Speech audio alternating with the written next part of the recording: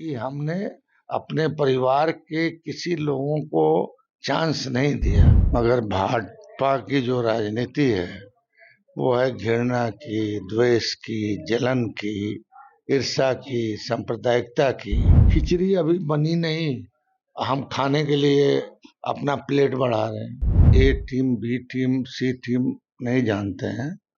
उनकी अपनी पार्टी है, अपना उनका विचार है। चुनाव में तो विचारों की लड़ाई होती है, तो विचारों की लड़ाई में एक विचार का झंडा उन्होंने थामा। क्या कब होगा, क्या नहीं होगा राजनीति में, इसको कोई अभी बता सकता है?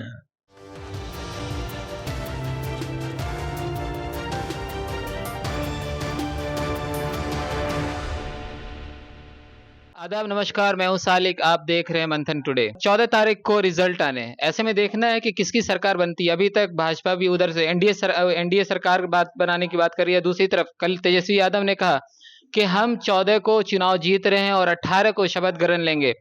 तो दोनों ही तरफ से ये है कि दावे किए जा रहे हैं, लेकिन अभी तक पूरी तरह से मतलब साफ नहीं है कि किसकी सरकार बनने जा रही है। ऐसे में हमारे साथ मौजूद हैं राजद के सीनियर लीडर, और राजद को खड़ा करने वालों में शुरुआती नामों में अब्दुल बारी सिद्दीकी का नाम आता है। सबसे पहले आपका स्वागत। Thank you. सबसे पहले हम पहले चरण की बात करें, 121 विधानसभा में जहां पर वोटिंग हुई, तो उसमें क्या लगता है कितनी सीटें महागठबंधन को आ सकती जब जब पोल एग्रेसिव होता है और पोलिंग रेशियो बढ़ता है, उसका परसेंटेज, तब तब हम जीतते हैं। करीब 8.5% वोटिंग ज्यादा हुई है, तो क्या लगता है ये किस चीज को दर्शाता है? तेजस्वी यादव या फिर राहुल गांधी इसमें ज्यादा इफेक्ट डाल रहे हैं? सामूहिक होता है। इंडिया गठबंधन एक साथ लड़ी है, संयुक्त प्रयास है दोनों का। तेजस्वी जी यहाँ के वुड बी सीएम उम्मीदवार हैं, तो स्वाभाविक है कि उन पे यकीन कर रहा है लोग, और उस यकीन के वजह से जो है पोलिंग रेशियो बढ़ा है हमारा। और फर्स्ट फेज में जो पोलिंग रेशियो है वो ये दर्शाता है कि सरकार हमारी बनने जा रही है। अच्छा, बात करें ओवैसी की, क्या वो कुछ बैड इफेक्ट डालने जा रहे हैं महागठबंधन को? जैसे कि उनको कई बार बी टीम कहा जाता है कि वो हरा देते हैं, और खासकर महागठबंधन के लिए ही भारी पड़ जाते हैं। ऐसे में क्या लगता है सीमांचल की खासकर बात करें तो वहां पर कुछ वो असर डालेंगे? देखिए, अब किसी के बारे में हम ए टीम, बी टीम, सी टीम नहीं जानते हैं। उनकी अपनी पार्टी है, अपना उनका विचार है, अपना संगठन है। उस हिसाब से वो चुनाव लड़ रहे हैं, और वहाँ हमारी पार्टी भी लड़ रही है।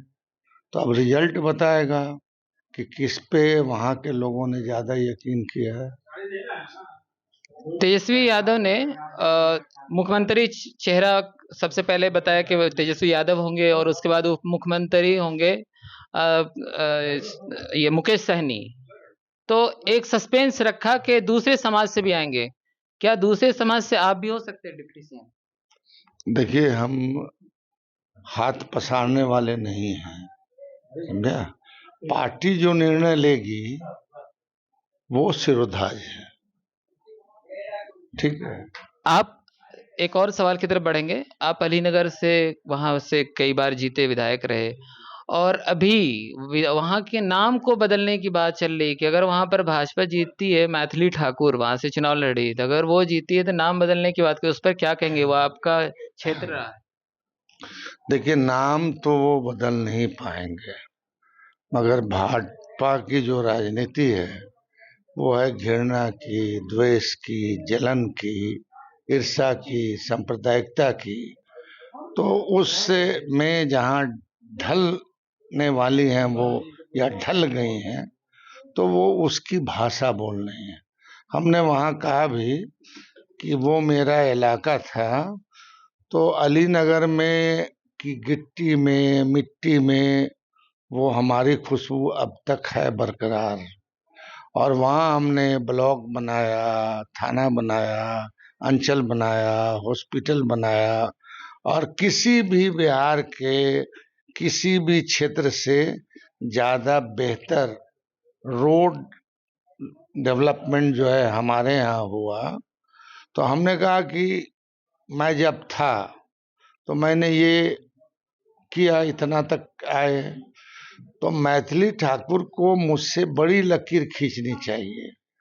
अगर उनको रामनगर बनाना है तो रामनगर पे अलीनगर को जिला बना दें, रामनगर के नाम पे जो है सब डिवीजन बना दे। तब तो लोग यकीन करता या करेगा कि साहब अब्दुल बारी सिद्दीकी से बड़ी लकीर खींचने वाली हैं मैथिली ठाकुर। तो वो तो न जिला का बात करती हैं, न अनुमंडल का बात करती हैं, न तो विकास का बात करती हैं रामनगर की, सीतानगर की। तो ये वो सिर्फ इस वजह से कर रही थी कि साहब उन्माद और घृणा और सांप्रदायिकता की गोलबंदी करा सकें। वो बदकिस्मती से उन्होंने जो पासा खेला वो चला नहीं, मगर अब उसको आपने चुनाव में ठेल दिया। तो चुनाव में तो विचारों की लड़ाई होती है। तो विचारों की लड़ाई में एक विचार का झंडा उन्होंने थामा, और वो झंडा उस विचार का थामा जो नफरत, घृणा, द्वेष का था, और वो झलक चुनाव के दौरान मिला।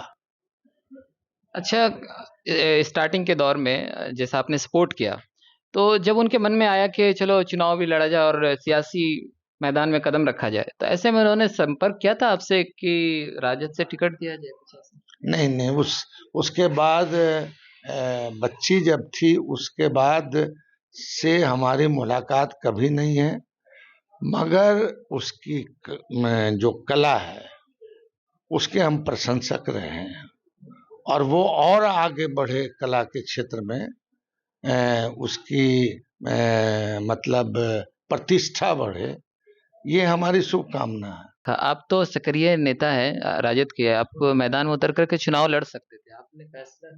मैं 7 बार एमएलए हो चुका, 5 बार बहेरा से, और जब अलीनगर नया क्षेत्र बना जो हमारे गांव का इलाका था, तो 2 बार वहां से लड़े, तो 2 बार वहां से, यानी 7 बार एमएलए हुए हम। और अभी मैं एमएलसी हूँ, और दूसरों को भी चांस देना चाहिए।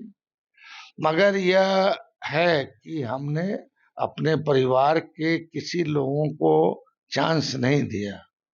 जो पिछली बार चुनाव लड़े थे, पिछली बार भी और इस बार भी, पार्टी हमसे बहुत ज्यादा आग्रह, अनुनय, विनय करती रही कि आप लड़िए चुनाव, मगर मैंने कहा कि नहीं, मैं नहीं चुनाव लड़ूंगा। तब उन्होंने पूछा कि आप किसको चाहते हैं, तो हमने, हमारे यहाँ परिवार में बहुत लोग थे लड़ने वाले, मगर हमने उनको नहीं चुना।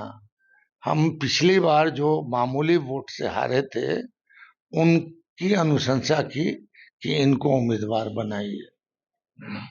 बात करें आज की, आज मुख्यमंत्री जो है वो वो जदयू कार्यालय पहुंचे और ललन सिंह से भी मिले और उधर विजय चौधरी से भी मिले, तो ऐसे में क्या लगता है, कुछ पकड़ा है अंदर, कुछ पुलाव पकड़ा है? पार्टी दफ्तर है, चुनाव हो रहा है, तो अपने ऑफिस में गए हैं, तो ये कोई बहुत ज्यादा चर्चा का विषय नहीं है, समझा कि नहीं।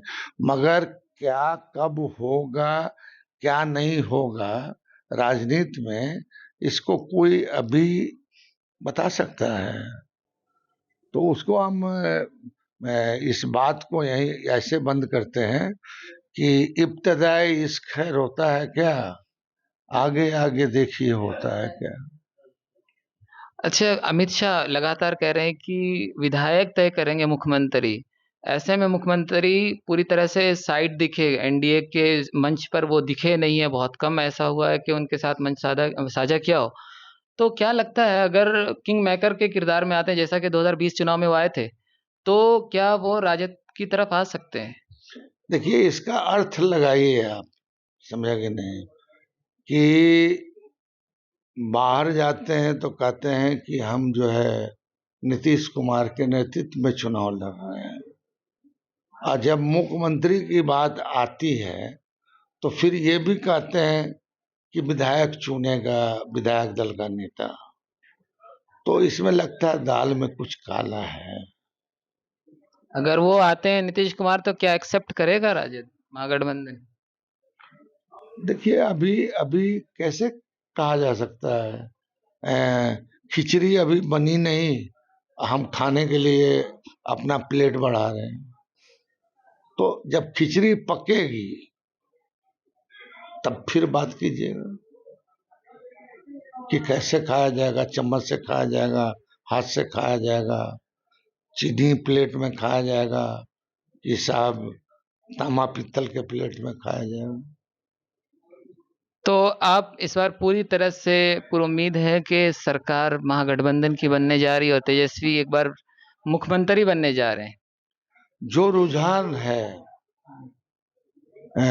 पब्लिक का, और फिर जो पोलिंग हुए हैं फर्स्ट फेज का, और आज जो सेकंड फेज का जो पोलिंग हो रहा है, उसमें जो वोटिंग एग्रेसिव वोट जो हो रहा है, उससे ये उम्मीद नहीं, हम पूरा आशान्वित हैं कि सरकार हमारी बनेगी।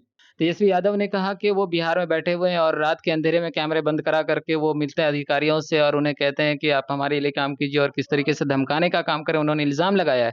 तो ऐसे में क्या लगता है कि आप बनी बनाई सरकार भी कहीं न गिर जाए? देखिए, लोकतांत्रिक व्यवस्था में जनता मालिक है और हम लोगों को जनता पे यकीन है।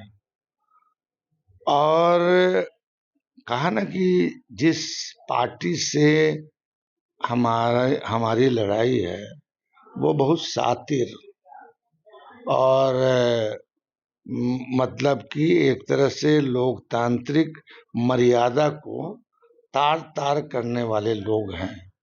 तो वो अंत अंत तक कई तरह की कोशिश करेंगे, मगर मैं ऊपर वाले पे जो हम लोगों का यकीन है, उससे मैं कह सकता हूं कि उनका सब लन फन जो है वो इस बार बेकार चला जाएगा।